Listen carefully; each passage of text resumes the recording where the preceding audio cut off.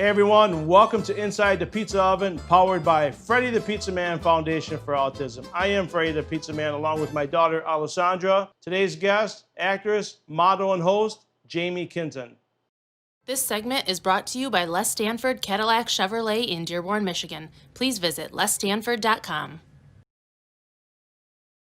All right, Jami, how was the pizza making? I really, you know what, believe it or not, I've never made a pizza like that from scratch. I never have. I feel like people have done that at some point along their lives growing up, but I never have. So that was pretty cool for me. Yeah, the people won't see it on the camera, but I actually stretched out the dough a little too soon, so when I was popping them in, they were sticking a little bit. Wood and dough do not stick together, but the pizzas came out great though. Perfect. Awesome. So we talked about Snowball, and obviously you're another star in the family. But before we get to that, you worked with Tom Hanks. I did. And we are in COVID-19. We are filming in September of 2020. This will probably be out in October. Tom Hanks is the name you go back to in March. It's the first name you heard when COVID started. You're right, yeah. So take us back to March when COVID started. What were you thinking? In regards to Tom Hanks or in regards to COVID? Well, to you, and then I'm going to take it to Tom Hanks. My apologies. So I actually was out in California with a company that I work with, an entertainment company that used to be Radio Disney, and we're now a company called Fusion, and we were performing for a week out in San Diego, and our trip got cut short.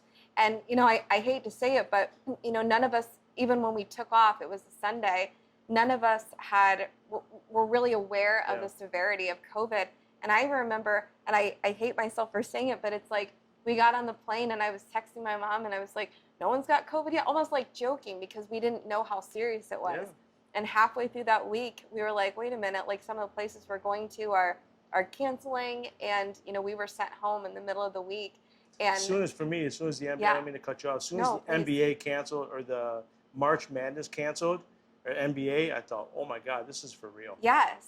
Yeah. I mean, we our company, we're just kind of now getting back into it, but you know, being in entertainment in a lot of different areas, I've obviously, it's hard because a lot of our people haven't been able to come back, especially those that work in the live entertainment. Yeah.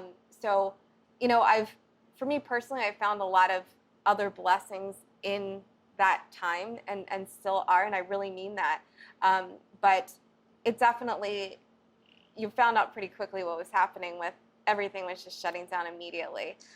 So Tom Hanks, the name I brought up earlier, big name, you know, you worked with him, Tom Hanks. Yes. What did you think when Tom Hanks came out and said, hey, I got COVID? And I think his wife had it as well, yeah, too. She did. Yeah, I mean, you know, people make some jokes that they were, you know, in reference to the movie, and now it escapes, Castaway. Yeah. When, you know, he was on this deserted island, and then here he was, I think he was in Australia, and here's the same thing happening where, you know, he's stranded and these terrible things are happening. That, you know, it almost, you look at these celebrities and you think they're almost, you know, not real, that bad things don't happen to them.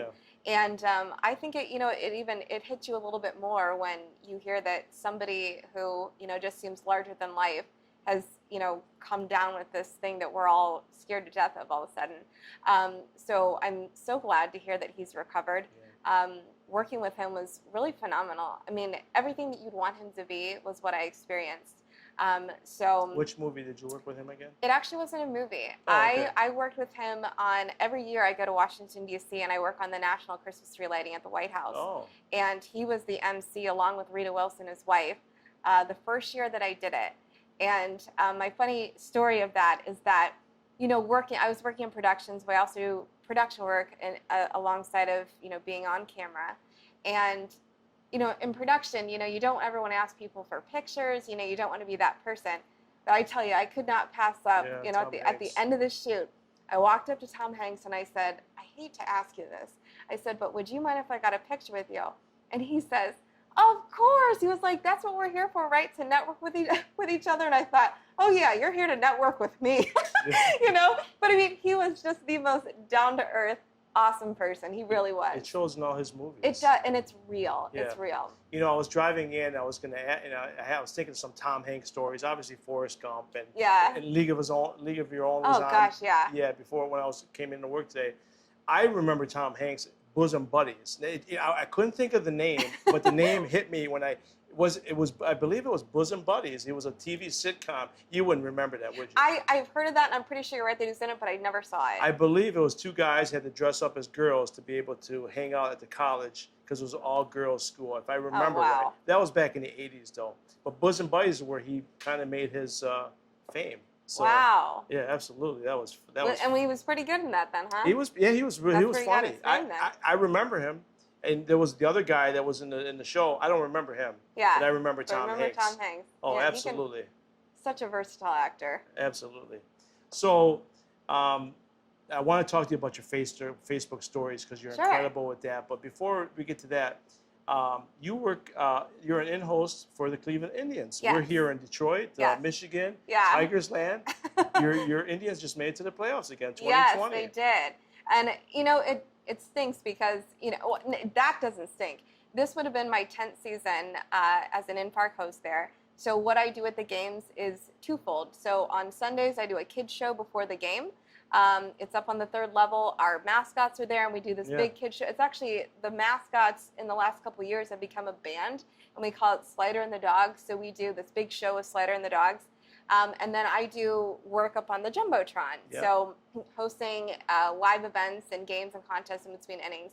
And it is one of those jobs where you can't believe that someone like gives you money to go do it. You know, it's such a blast. And I can't believe I've been kept around that long. Were you able to do any in-host this year? Unfortunately not. None of us have been back, unfortunately. I take that back. A few people, I think they called back maybe 3 people on scoreboard because somebody has to put, scores and things up on the board.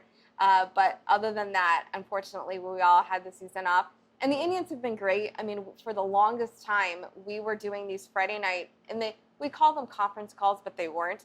We really would just all get together just because we all missed each other. Our scoreboard crew would get together on Friday nights and literally just talk. And I mean, we'd probably go until 2, 3 in the morning sometimes. So it's a great place to work, and I miss it. You guys beat the Tigers like 20 straight times, so we finally got you guys once this year. Yeah, I noticed that. Yeah. But yeah, I mean, I don't think you knew this, but I'm also a Ohio State grad as well. Oh, so really? The Michigan rivalry is a little. There's no Michigan rivalry. We can't even score 2 touchdowns in one year. Yeah, it's not a rivalry anymore. So. Well. It's a rivalry in Michigan, Ohio State play each other every year. Yeah. But as in the game, yeah. No. You saw what Ryan Day said this year. He can't wait to score 100 on Jim Harbaugh this year. Yeah. So yeah, I'm looking forward to that. It's gonna be fun. So, yeah. So now I've been at games, baseball games, and I've seen the in-game host on the Jumbotron. Yeah. Have you had any like weird moment happen to you like live on? I mean, there's got to be one that sticks out. Yes. I had it. Well, do you want to? I'll tell you this one, but this was a bad moment for me.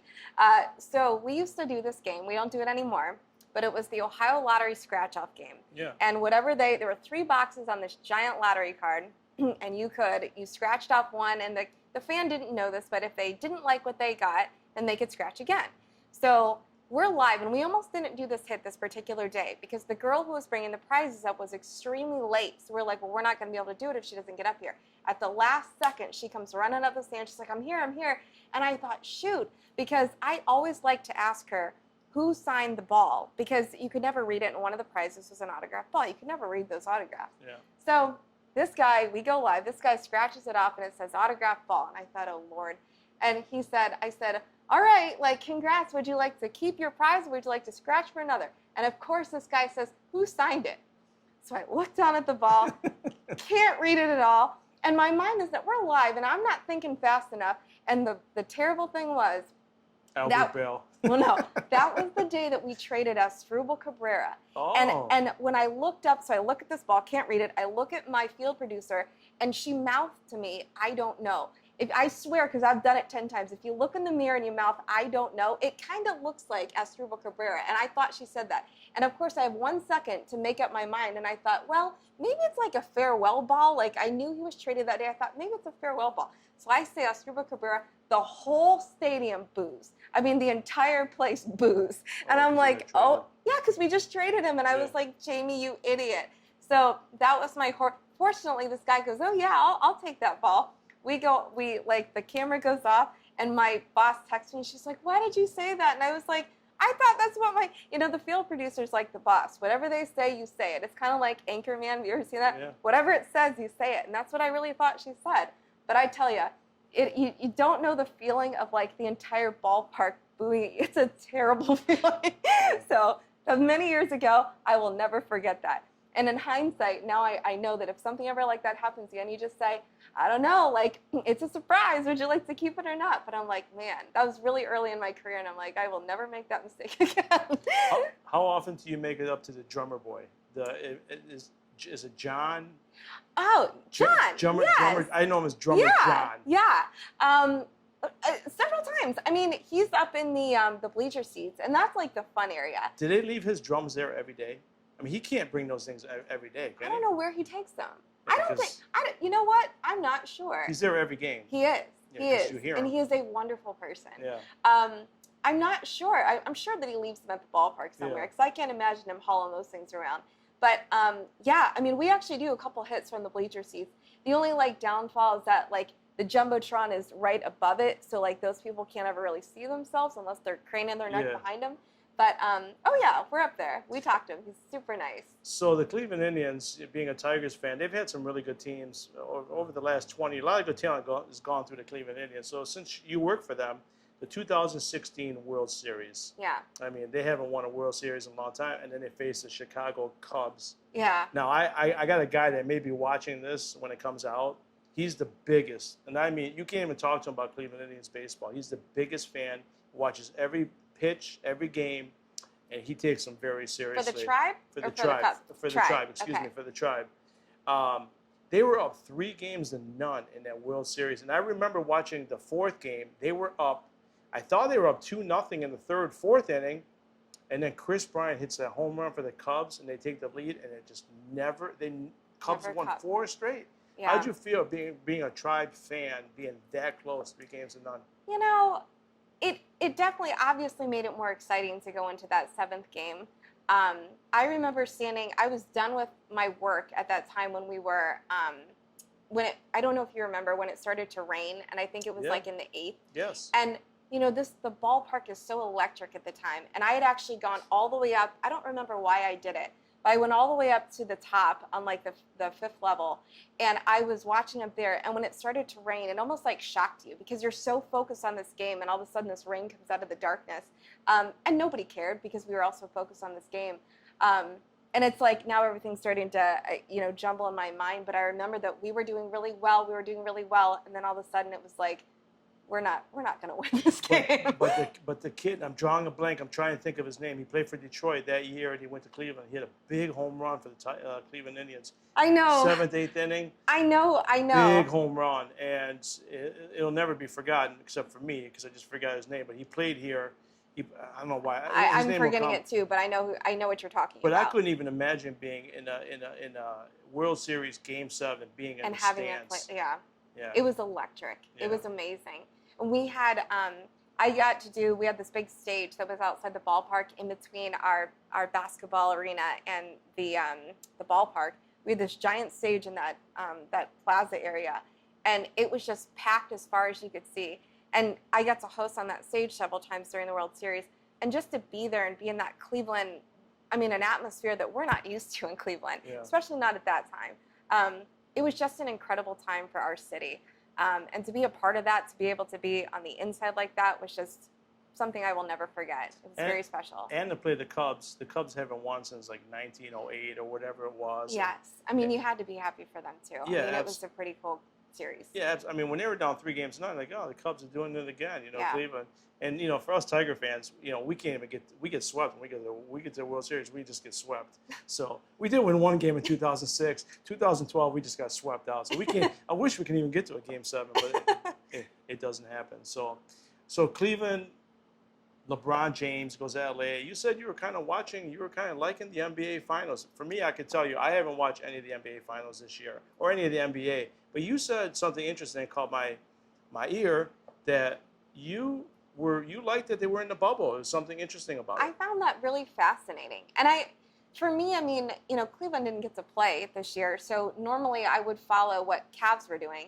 But I found that so fascinating that they were living in this environment that, not that that made the playing field more equal, but kind of. You're not on these planes all the time. You don't have to, go to sleep in one city, wake up in another. Your body's all out of whack. I mean, it really did, in a sense, even the playing field as much as you possibly could. Plus, just hearing the stories. I'm all about the stories, sometimes even more than the sports. Absolutely. And you hear these things about these people get to sit and they're all eating in the same area, and you could walk down and you see LeBron over here and this guy over here, and I mean it's kind of neat. I mean, when would anybody have an experience like this? I actually have a friend, Andy, who's a DJ, and he was actually he did sound for us at Indians. He's really amazing. Andy Kinzel, and he actually was a DJ in the bubble as well, and he did this really amazing interview that was just fascinating to read about, just their lifestyle, and he said they were treated like royalty. I know those NBA players were probably used to it, but Andy wasn't, and he said, they got to do everything for free, and they're swimming, and they're doing all this stuff, and he said for him it was like this amazing vacation where he gets to literally see the best of the best in the NBA as well. I just found the story so fascinating. I mean, they don't get to leave. They don't get to see their families. It's interesting. With sports, since the COVID, I think you're going to see a lot of things change in everything, not just sports, but in everything, everyday life. But you almost wonder with sports, are they going to start doing less traveling, maybe between cities, because the traveling it's immense. I mean, hotel, plane. Yeah. Maybe they shorten the season. Maybe they do less travel. They stay in cities longer. I don't know, but they may change something. You wonder how they stay so healthy. I mean, just the toll that it takes on your body, just the sleep deprivation and all of that. It's a wonder that they can do what they do at that level and travel so much. So LeBron James, do you still root for LeBron James in Cleveland? The LA, they may face Miami. Mm-hmm. I was double checking today as they could be Miami versus LA. Which would be very interesting. Yeah. You know what? LeBron James, while there are some controversial things in a lot of different areas, I like LeBron James for what he did for the city of Cleveland. He did what he said he was going to do. And not even just, and I don't even mean that so much as that he promised a championship and he brought it. That was really amazing. But he also just did a lot for the Cleveland community, for Northeast Ohio. The school that he has, for, underprivileged children. He gives back. Yeah. He really does. And he does it in a big way. He brought a lot of jobs to the city. For us in entertainment, he was constantly shooting Nike commercials, Beats by Dre. There were a lot of things that we as actors got to work on in relation to LeBron James. He did a lot for our city, and he still continues to. So I greatly respect him for that. No, it should be respected, and this is the reason why I do this show, because I believe in autism awareness. We may be talking LeBron James, we may be talking Cleveland Indians, but autism awareness is very important. Absolutely. So while we were making the pizza, we were talking about Radio Disney. Yeah. So what's it like working for Radio Disney? Yeah. Oh gosh. So I worked for Radio Disney for 6 years, and what a lot of people don't know is that Radio Disney has the on-air portion of the radio station, but they also had a traveling show. So we would literally get to travel all around, taking all the music that was on Radio Disney and performing a live show to it. Oh. So it was the thought by the Walt Disney Company was that you're bringing the parks to kids who didn't live in Anaheim or Orlando. It's still that Disney magic. So it's a lot of dancing, a lot of big interactive games. And unfortunately, Disney stopped that traveling show portion of it. But where I live in Cleveland, we were actually the #1 Radio Disney station in the country at that time. And so we wanted to keep going. So we formed a company called Fusion. We still do, the concept is exactly the same. And we still do these live, big, interactive shows for kids. And it's amazing. And of course, travel has stopped for us for a while. But working for Radio Disney, it was, I don't want to be dramatic and say that it was surreal, but we got a lot of really awesome experiences through that. I mean, we had Disney Channel stars that would come to our area and beyond, that we would do meet and greets with, that we do, little shows with. It was something that you couldn't almost believe that you say, I live in Ohio and I work for the Walt Disney Company. I mean, it was really amazing. What I do really miss is that we used to have these silver main gate passes where we could get in ourselves and 3 other people into any Disney park in the world, and that was pretty sweet. Yeah. Oh, yeah, that'd be really good. So yeah, it was cool. You did mention that you do stunt double. Yes. What? How cool is? I mean, is that stunt doubling? Is that cool? It's very cool. Yeah? And it's something that I got into later in life. My stunt coach is Rick Fike, and he's an incredible human being who has traveled the country. He in this area, still in Michigan and this whole like Ohio, Michigan, Pennsylvania, he is the guy. If a project comes here, a movie, a commercial, and they don't already have a stunt team in place and a stunt coordinator, it goes to Rick Fike. So I started taking martial arts under Rick, and then I started doing stunt work for him.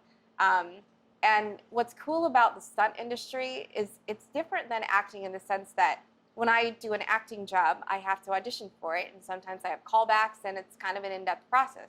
Whereas when I do things for stunt, basically, if you can do the stunt and you look the part, if you fit the description of who they're looking for, we need 5'2". I mean, you can wear a wig and change your hair, they'll never see your face. But if your body type fits, and you can do the stunt, and if your coach vouches for you, you're in. But you better be able to do it too. So what are some of the wild stunts that you've done? The coolest stunt that I did, and I say this for a couple reasons, is I did it for it was the girl from Castaway. Why can't I think of her name? Who was the major actress on Castaway? Oh. Helen Hunt. Yes. Helen Hunt. Yes. Helen, yeah. Yeah. I did a movie called I See You with Helen Hunt, and I got to double this girl from Nickelodeon who's in the film, and I did a stair fall from her. And my coach had told me... Stair fall? Yeah. And but the thing is that it was a blind stair fall. So I actually was, the stairway was going this way, and I was standing at the top of it, and I was kind of like fighting with the guy who was trying to like hold me back. And I said, let go of me, and I jumped backwards. And when I jumped backwards, the thing that she's supposed to get knocked out, the character is, so I had to hit my head on this windowsill that was 8 feet away from where I was jumping. I'm only 5'2". And it's a blind jump, so I can't even see where I'm going. I just have to make sure that I hit that windowsill behind me. And I tell you, yes, it takes, practice and skill, but it also just takes a little bit of luck too. And I tell you, before I did that, I thought about what I was going to do. I said a prayer, and I jumped. And it's the only time that I've ever done a stunt that I only had to do it once. I somehow, by the grace of God, hit that windowsill where I was supposed to on the first take. And when they called cut, they said, cut, print, like moving on. They said, we don't have to do it again. And I was so grateful because I was a little bit worried about it. So when you say windowsill, you actually talk about a real windowsill? Yeah, I had to jump back, and I had to just hit my head on the edge of that windowsill, and that was supposed to knock her out. And my coach had told me, if you jump too far, you could run the risk of breaking your neck. If you don't jump far enough, you don't hit the windowsill, and obviously you're going to have to do it again because she has to hit that windowsill. So I had to hit it just in the right spot. To where I didn't jump too far, but I still got it. So it's kind of like I've learned that you just really have to kind of get in tune with your own body. You got to be aware of where you are. You need to be able to do it multiple times. If someone says you got to land right here at this square, you should be able to land right there in that square, and you should be able to do it a couple times. Don't they have like a cardboard that looks like a window that it would pop open when you hit it? That'd be nice. Yeah. I had a wig on. And I honestly, what made me feel a little bit better was that I had that wig on. I don't know why, because that really wasn't going to do much for me, but it did kind of feel like I've got something that, will help me a little bit. When the glass broke, did the glass break when you, or just I didn't just hit go, the windowsill? So it was, let me make sure I'm being clear too. So window, and then it was like a ledge. Okay. So like the ledge was probably about this big. So here's the stairs over here. I had to jump back and like hit my head just on that ledge, that windowsill. Now, I'm a big Sylvester Stallone fan, so I've watched biographies on him. A lot of Rockies. A lot of Rockies, yeah. Rambo, you name it. But he's talked that he's done a lot of his stunts. I know. The one on Cliffhanger, he got really hurt at Cliffhanger. Did he? Yeah. I did not know that. Yeah, so I mean, the boxing ones, you could like in Rocky 1, Rocky 2, you could see they were missing. Yeah. I'm sure some of those punches landed. Because Mr. T don't look like he wanted to. He looks like he wanted to land a couple of those punches. Yeah. He was dead on. But he said in Cliffhanger he got really hurt hanging from the cliff. But I thought, is it common a lot of these big time actors will do a lot of their stunts, or? It really depends. It depends on what they're comfortable with. I mean, there's, you know, in that same movie, the girl that I was doubling, there was a part where I just had to be on set because if she decided she didn't want to do it, they'll do things that are, especially if they're not really familiar with, you know, that sort of thing, or they haven't trained for any of it. If it's something simple, then they'll probably want to do it. This one, she was literally getting suffocated with the bag, and I just had to be there in case she decided she didn't want to or she didn't feel comfortable. But for bigger things, yeah, I mean, I think that a lot of times you see actors who've been in the business for a long time, they want that challenge. They want to be able to train to do their own stunts. And if they can, even better, because it's obviously them and it's going to look more like them, and kudos to them for doing that. There are a lot of things that, for me, it's taken me a long time to be able to get comfortable, and there's still so much that I need to learn. It's a lot of work.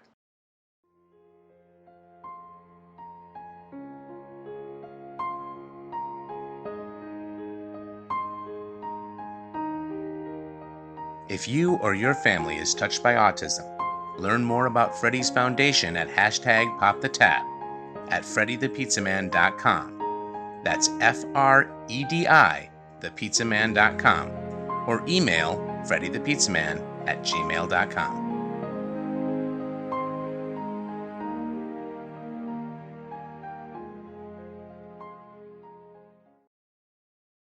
So we're talking about doing stunts. Yes. I've been seeing the last few months you riding a dirt bike. Motorcycle. A motorcycle. Yeah. So how did you get Dirt into bike, riding motorcycle. how did you get into riding a motorcycle? Yeah. So first of all, And you love it, by the way. I've seen you on. I really do. I really do. I mean that sincerely. And I'll tell you, I was scared to death before I did it. I never thought that would be something that I would ever do. But when I was in quarantine, I got really heavy into TikTok. And a guy who owns... I got really heavy. I gained 20 pounds since quarantine. So. No. Well, it doesn't look it. It doesn't look it. Thank you. So this guy who owns AGV Sport, which is this amazing motorcycle company that makes high-end and just all kinds of equipment and jackets and things for motorcycles, found me on TikTok, reached out to me, and he said, "Do you ride at all?" And I said, I've ridden dirt bikes and I've ridden quads, but I said, I've never ridden a motorcycle. I've only ridden on the back. And he said, "You seem like you have the personality for 10 people. He said, if you're interested at all, he said, I would love to work with you and have you kind of represent my company."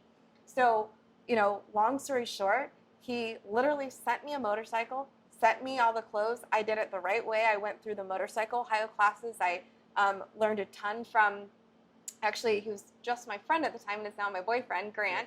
And he rides as well. And I went from riding like I was about to, I mean, just clenched and teeth clenched and my shoulders all hunched over, to now it's like I get on there and it's hard to describe just how I mean, it's one of the most relaxing, like, thrilling things that I think I've done in a really long time. Would you? So if you were going to a job on a set, would you ride the motorcycle there down the highway versus driving the car? The only reason I would say probably not is because I wouldn't want my hair to get all messed up and that sort of thing. But my Fusion boss joked to me because I always go everywhere with Snowball. And I can imagine Snowball on the back of that motorcycle. I know, well, she said, "Are you going to ride in here on your motorcycle with Snowball on your back?" And I was like, probably not. But yeah, I mean, I even said, I said at the very beginning, like, "Oh, I'm never going on the highway, never doing this." And it's like, it's funny how just a few short months later, there I am on the highway, and I was like, you're on there, and it's like, I can't even believe how comfortable I feel. Yeah. Not that I'm no longer caring or aware. I don't mean that at all. But it's just, I feel so much better because I've gotten smarter and I've learned more and I continue to learn, but you get more comfortable as you get more educated. Absolutely. So. I tried it once when I was like 17. I just couldn't do it. I could get on a bike, but once I hit gas, I was done. I mean, I was terrible at first. I really was. I was terrible. And a lot of it's a mental thing too, because like I said, I'd ridden dirt bikes and quads before, and the concept is very similar, but it's being on the road and being with a lot of other cars that it makes it a whole lot different. Yeah. When I took that motorcycle Ohio class, I raised my hand at one point and I said, I can't believe that everybody on the road, whether you're on a motorcycle or not, doesn't take this course, because it's amazing how much different it is when you're on a motorcycle. The blind spots are different. It'd be very beneficial if everybody knew all these things, whether on it or not, you know. So I asked you about the motorcycles because I follow you on Facebook, and your stories, Facebook stories, are incredible. Oh, I mean, the amount of work that you put into those, I haven't seen anybody else do that. Not that much. And all of them that you do they're great. Oh, Whether you add a thank caption here Thanks. or you sing in them. I mean, you do everything. You model, you sing, you host. I appreciate that. How much work is that? And does it and honestly, it's got to help you in your career? It does. So it does take me a lot of time. I would say that I mean, literally, it's almost become ingrained in my head now that wherever I go, if something that I think is We're doing it right now. We're doing it right now. Yeah. Yeah. If I think something is interesting and I think that other people would be interested in it or, you know, get something from it or just laugh from it or something. And I think a lot of people do, to be honest with you, because I watch some of the stuff and I laugh in a good way, or or you learn something from it. I really do get that from thanks. that. I do. Yeah, I mean, it just, for me, I enjoy watching other people's stories too. And so it's, like I said, it's kind of almost become ingrained in my head now that I just kind of set my little phone up wherever I go and just kind of capture. And it's nice too, because even for me as an actress, if I'm on set somewhere, it's really helpful for me to even go back and look at what I did and to be able to critique myself. I've always been comfortable on camera, but you know, I've learned, my boyfriend Grant is actually not comfortable on camera. Yeah. We're very opposite in that way. So I kind of I limit what I get of him because I know that not everyone thinks the same way that I do. But you know, it is 2020 and social media is really important. Yeah. And I also think, especially for what I do when I have to kind of be my own personal promoter, that you always want to make sure that you stay at the forefront of somebody's mind. You know, I do a lot of host work and things like that as well. I really enjoy it. And if somebody's looking for a host, I want them to think, I know that Jami does that. Yeah. So, especially when you're an independent contractor and things like that, it's important to stay in front of someone's head. It's exactly what I think when I watch your stories. And ask you, is people that are just getting into this business, shouldn't they take advantage of the stories? Yes. Get themselves out there? Yes, absolutely. And here's the thing. I used to run a social media company too, so I researched a lot of this as well. Stories can tell you so much more than even somebody's posts. First of all, you would never put up 20 posts a day because that would be ridiculous. Yeah, you'll be muted really fast. Yes. Yeah. But with stories, not only can you find out, you know, because a lot of times people will look at your post on Facebook, but maybe they don't like it or maybe they don't comment. But I know everybody who's looking at my stories because you can see a log of it. And it really tells you a lot too, especially if you own a business. If you're seeing that a big majority of the people are women, maybe you start tailoring what you're doing on social media to women. You can learn a lot from doing stories. Yeah. On stories, you can put up polls, you can ask questions, you can, you know, and sometimes people are more inclined to respond to a question on a story versus on a post because maybe they don't want everyone to see their answer. Exactly. I feel you learn a lot more on stories. And so I think they're super important. And I enjoy doing them. They're fun. LinkedIn just came out with stories. I just noticed this week. Yes. So Twitter, you can't do anything. You can't edit. You can't put a story up. Right. So, but everybody else, you can edit and you can do a story. Yes. So yeah, LinkedIn just came out with that this week. They're getting with it. Absolutely. So, a couple more questions. I want to ask you about your parents. Yeah. You told me you were adopted at 4 months old. Yes. You were born in South Korea. Mm-hmm. So, tell me a little bit about your parents. Because obviously, the only parents you know, right? Yeah, they are the only parents I know. Yeah. My parents were both educators. So my dad was a principal for an elementary school, and my mom was a kindergarten teacher. Oh. Dad moved up into administration at the end of his career. They're both retired now. And I honestly thought that I would go into education because of them. Yeah. I really loved, you know, going into, they didn't teach at the same or work at the same schools that I went to, but I really loved going there, and I really loved, you know, playing school and things at home.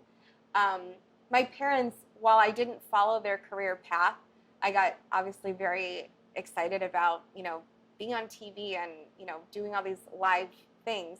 But the one thing, of course, that my parents instilled in me was working hard and how important it is to not only work hard, but to be a genuine person and to be nice. Yeah. And even though that seems like, I mean, isn't that a given? It's not. And unfortunately, you find that more often than not. You have to show that to your kids, because you show it to them, they will tend to do the same thing. Yeah. Right? So. And it makes me very proud. A lot of people in Mansfield know my parents, you know, and I've actually just recently moved back to my hometown. And, you know, if ever I put up a post about my parents, I get a lot of people who'll say, like, I loved working with your dad. I loved working with your mom. She was the nicest person I worked, you know. And it makes me very proud that my parents, I mean, they're at the end of their careers, and they can look back and say, you know, I did well, you know. Yeah. I was well liked. I was well respected. And I want people to feel that way about me, too. Do you have siblings? I do. Yeah. I have a sister, Jenna, who's 3 years younger, although she's always seemed way more mature. And then an older brother, Jeremy. Yeah. So Jeremy's in hometown as well. My sister, Jenna, is in New York City. But she's actually home at the moment, which is pretty cool.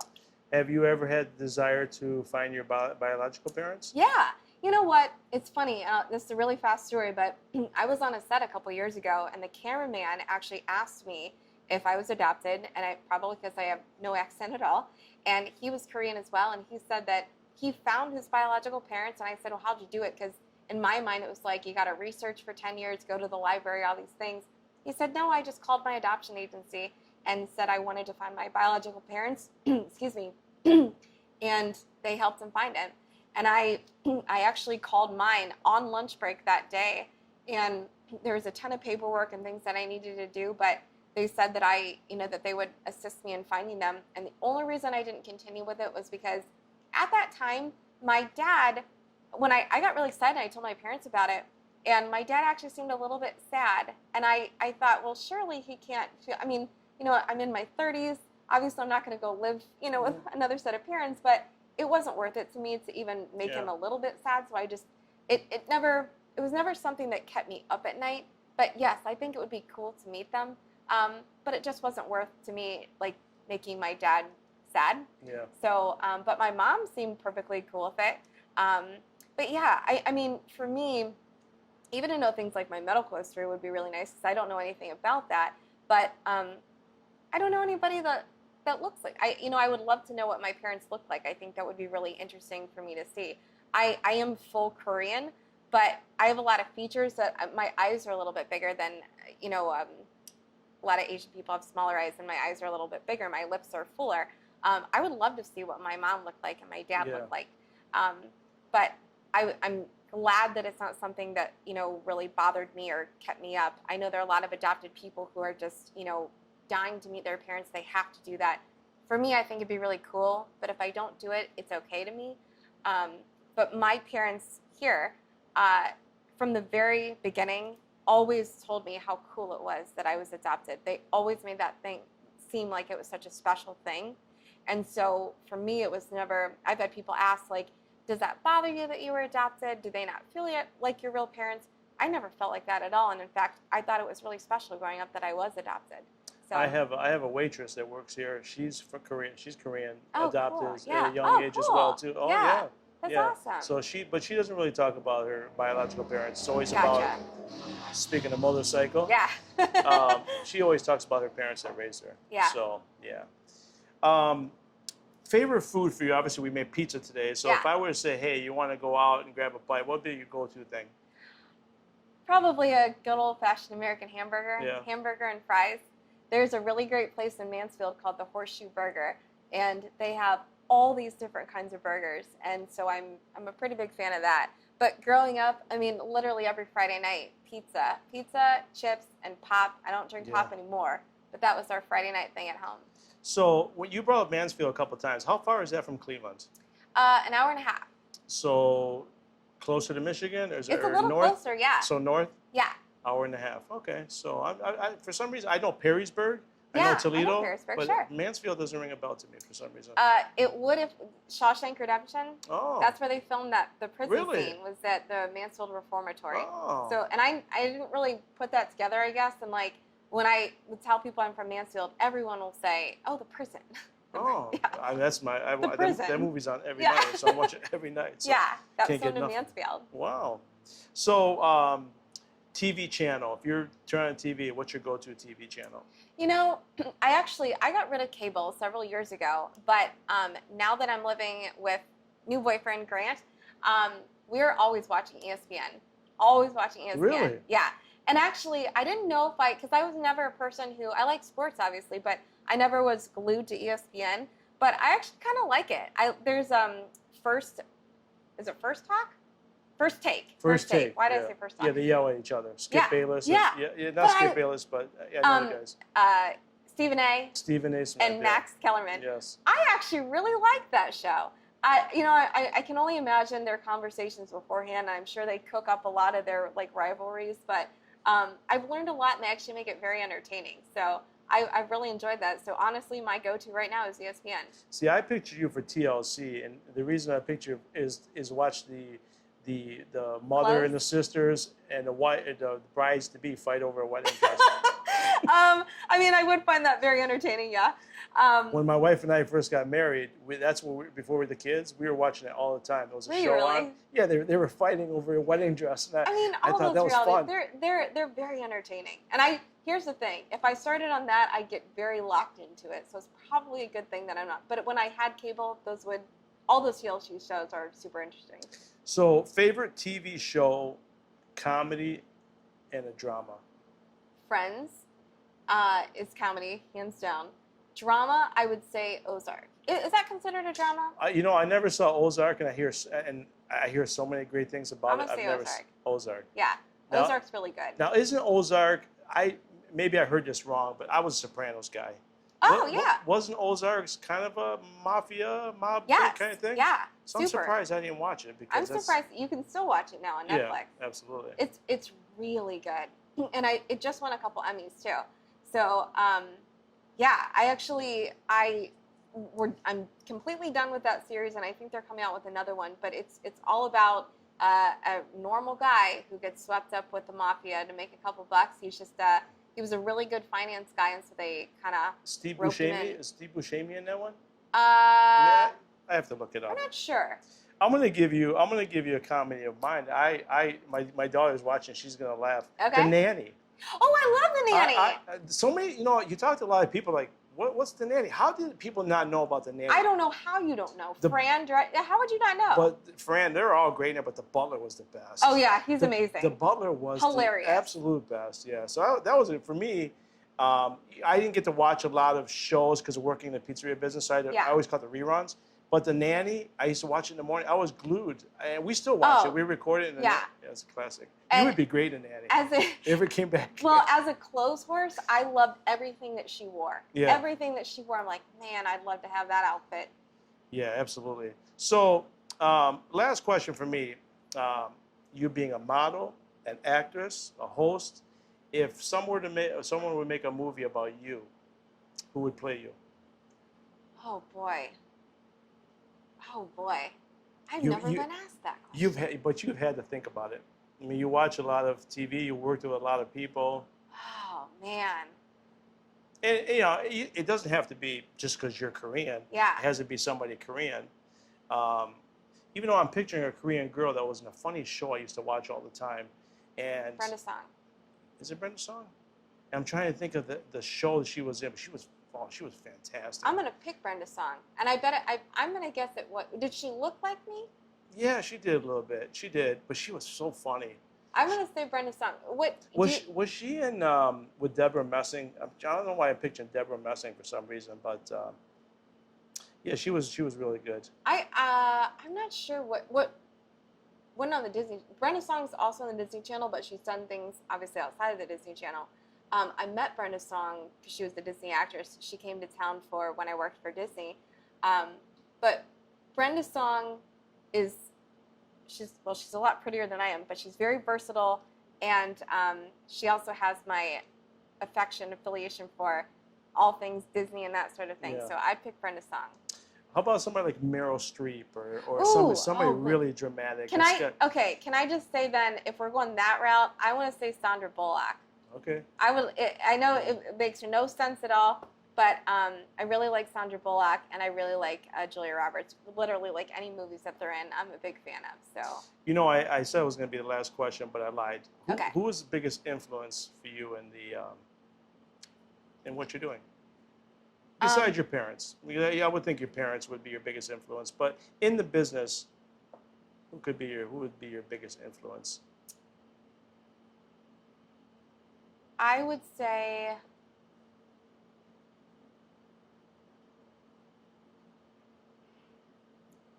I feel like this answer should come easier to me. You know, honestly, I want to say her name is Lindsay Hummer, and she was my station manager at Radio Disney, and she is now my boss at Fusion.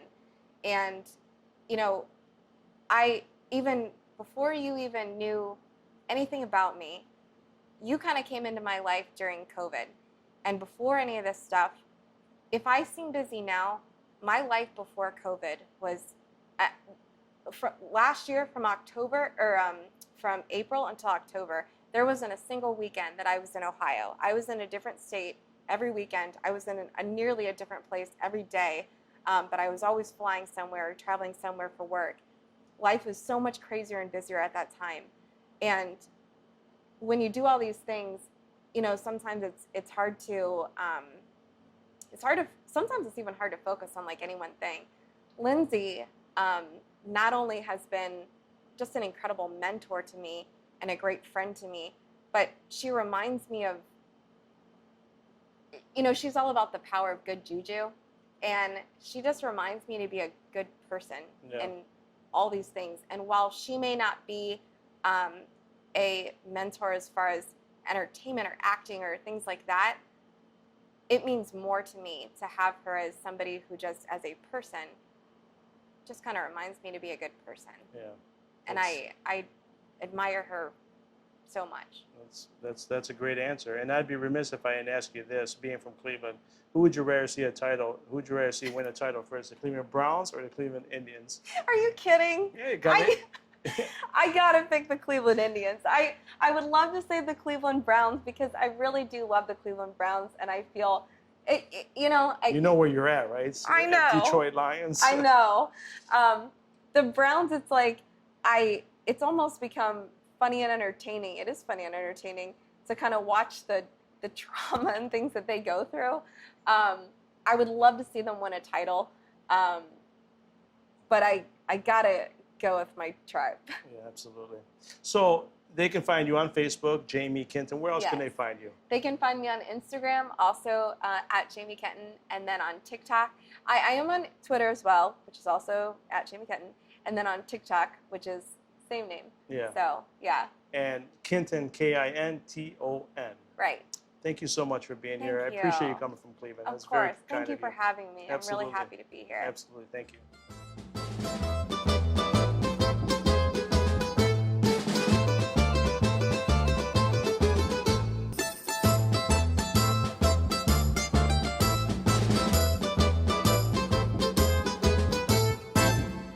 Les Stanford Chevrolet Cadillac is a family-owned and operated full-line Chevrolet Cadillac dealership located in downtown Dearborn, Michigan. For the past 50 years, Les Stanford has been dedicated to excellent customer service in sales, service, and auto body repair. We have all the resources available to make a fantastic car buying and servicing experience. This includes a massive selection of Chevrolet, Cadillac, and certified pre-owned inventory to choose from, free loaner vehicles for service and collision center customers, and a finance source for every type of credit situation. Come experience the Les Stanford Chevrolet Cadillac difference today by visiting our showrooms in Dearborn, Michigan, or shop online at lesstanford.com.